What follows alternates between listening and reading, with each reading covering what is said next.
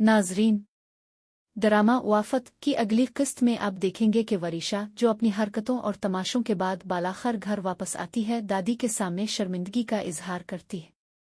वो फौरन मुआफ़ी मांगती है और जज्बाती अंदाज में अपनी गलतियों का एतराफ़ करती है। दादी जो पहले ही नरम दिल हैं, वरीशा की इस मुआफ़ी को कबूल कर लेती है। मुख्तार मियाँ भी पहली बार वरीशा से सख्त शको करते हैं।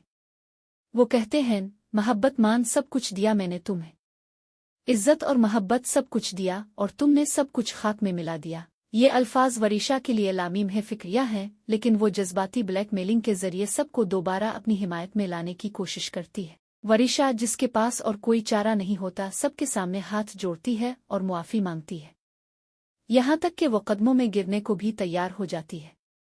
दादी और मुख्तार मियाँ जो पहले ही वरीशा के लिए नर्म गोशा रखते हैं, इसे फौरन मुआफ़ कर देते हैं। लेकिन इस बार शिफा और वहाज उसकी चालाकियों को नज़रअंदाज नहीं करते। दोनों समझ चुके हैं कि वरीशा अपनी फितरत में मक्कार और खुद गरज है। वो जानते हैं कि वो दोबारा अपनी हरकतों से बाज नहीं आएगी।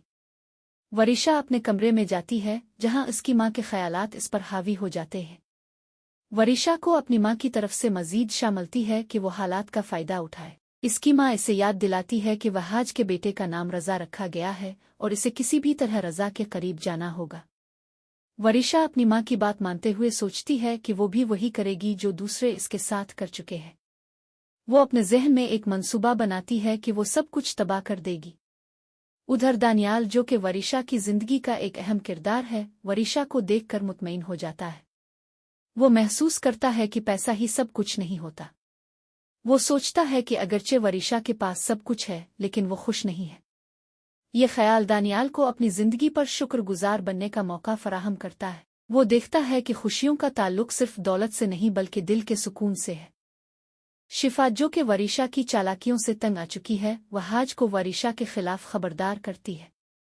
वो इसे बताती है कि वरीशा कभी नहीं बदलेगी क्योंकि इसकी फितरत ही हसद और जलन पर मबनी है।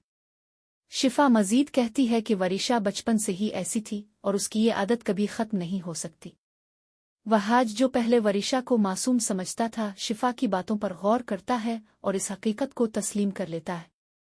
वरीशा की साजिशें अब अपने उरूज पर पहुंच जाती हैं। वो रज़ा के दूध के फीडर में जहरीली दवा डाल देती है ताकि रज़ा की मौत हो जाए, लेकिन गलती से शिफा की वालिदा वही फीडर रज़ा को पिला देती है। रज़ा अचानक बेहोश हो जाता है और घर वाले इसे फौरन अस्पताल ले जाते हैं। अस्पताल में उम्मीद की जाती है कि डॉक्टर्स इस राज को फाश करेंगे कि रज़ा को नशा आवर दवा दी गई थी, लेकिन वरीशा जो अपनी चालाकियों में माहिर है, किसी न किसी तरह अपनी असलियत को छुपाने में कामयाब हो जाती है। इसी दौरान वरीशा जेल में महमूद से भी मुलाकात करती है। महमूद जो कि वरीशा के साजिशी मंसूबों का एक अहम किरदार है, इसे देखकर खुश हो जाता है। वो उसके सर पर हाथ रखता है और कहता है, मुझे मालूम था कि तुम जरूर आग। लेकिन वरीशा जो सिर्फ अपने मकासद के लिए आई होती है, फौरन पीछे हट जाती है। वो जानती है कि महमूद के बगैर वो अपने मंसूबे मुकम्मल नहीं कर सकती। महमूद भी इसे अपने साथ मिलाने की कोशिश करता है ताकि वो दोनों मिलकर अपने दुश्मनों को शिकस्त दे सके। नाजरीन, इस कहानी का इख्तिताम बहुत दिलचस्प मोड़ ले सकता है। क्या वरीशा अपनी साजिशों में कामयाब होगी या उसके अपने ही मंसूबे इसके खिलाफ हो जाएंगे? क्या दादी और मुख्तार मियाँ की नरमी इस खानदान को मजीद नुकसान पहुँचाएगी? क्या शिफा और वहाज वरीशा की साजिशों को बेनकाब कर सकेंगे?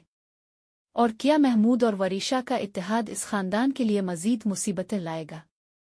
उन सब सवालात के जवाब जानने के लिए देखते रहिए ड्रामा उआफत। उम्मीद है कि वरीशा को इसकी साजिशों का अंजाम जरूर मिलेगा, वरना ये खानदान मुकम्मल तौर पर तबाह हो सकता है।